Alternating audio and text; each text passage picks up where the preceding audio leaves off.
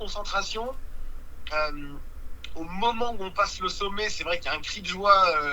Il y a un cri de joie parce que c'est tellement extraordinaire bah, de, voilà, d'être au sommet, de passer le sommet à cette vitesse-là, en plus entouré de potes, c'est vraiment un truc de fou. C'est pour ça que c'était important à ce moment-là de vraiment faire un bon travail aussi de précision dans le largage avec le pilote de l'hélicoptère, de manière à arriver en fait au sommet du Mont Blanc avec la bonne trajectoire, la bonne vitesse, le bon angle, et pour pouvoir du coup engager ces 500 premiers mètres, on va dire avec un maximum de marge.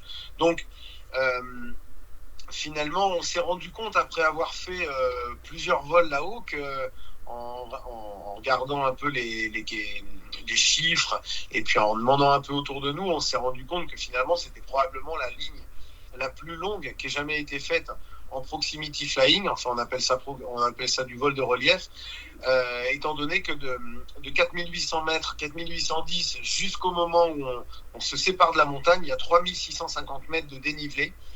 Et du coup, ça donne la ligne de vol en relief la plus longue.